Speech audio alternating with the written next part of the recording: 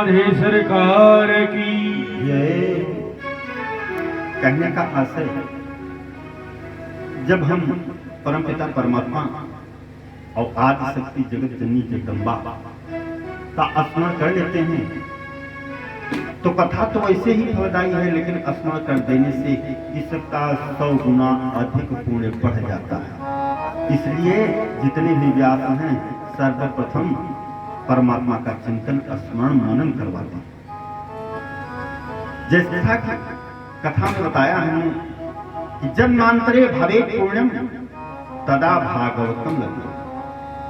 जब जन्म जन्मांतर कल्प कल्पांतर का पुण्य उदय होता है, अब बचपन से ही जो श्रोता होते हैं वो परमपिता परमात्मा के जब भक्त होते हैं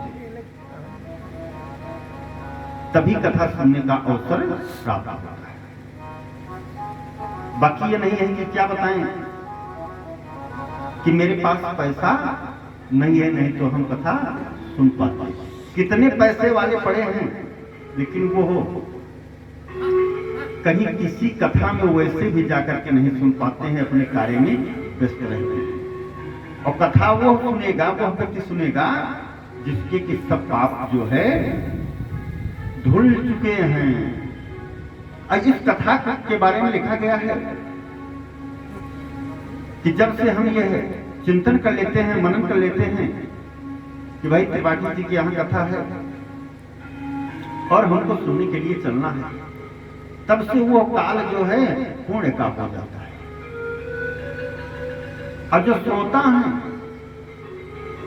जिस दिन ये संकल्प ले लेते हैं कि हमको अब की वर्ष कथा सुनना ही है, तो मनुष्य नहीं वो देव हो जाता है। क्योंकि जब सब पाप भस्म हो जाते हैं तभी यह मन में विचार आता है कि भाई भगवान की कथा श्रवण करना चाहिए। नहीं तो ये जो माया है ना, माया जीव को इतना परेशान करती है कि धर्म नहीं करने देती। क्यों नहीं धर्म करने देती है? कि जो हम पाप किए हैं, जीवन भर पाप किए हैं, अगर एक दिन ने सोचा कि कथा श्रवण कर लें, तो लिखा गया है कि कथा श्रवण कर जीवन में जो गलत कार्य किए हैं वो धुल जाएगा, कदापि नहीं, वो सुन ही नहीं सकते। कथा तो वही सुन सकते हैं जो बचपन से ही परमपिता परमात्मा की भक्ति में लीन है। और यह कथा कैसे है कि सच्चिदानंद रूपाय विश्वोत्पत्त्यादि हेतवे विनाशाय श्री कृष्णाय वयं नमः। 3 प्रकार के ताप होते हैं, दैहिक, दैविक, भौतिक। और यह तीनों प्रकार के तापों को नष्ट कर देते हैं। और तीनों प्रकार के पापों को नष्ट करके तब भगवत भक्ति देती है। अगर जब तक तीनों प्रकार के पाप नष्ट नहीं हुए हैं तब तक यह जीव सोचता रहेगा कि भी इस काम को कर ले तब कथा सुनेंगे, इस काम को कथा सुन लें तब करेंगे।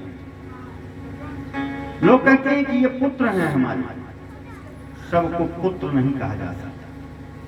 पुत्र वही है जो पिता को पुण्य नामक नरक से उद्धार करे, वह पुत्र, वही पुत्र कहलाने का अधिकारी है। और यह श्रीमद् भागवत की कथा का आयोजन अगर हो गया तो पिता नहीं 7 पीढ़ी तक जो है नरक योनि में अगर है तो उसका उद्धार हो जाता है, स्वयं का उद्धार हो जाता है। और आने वाली बुद्धि को, आने वाली पीढ़ी को परमात्मा क्या देता है? सद्बुद्धि प्रदान करता है।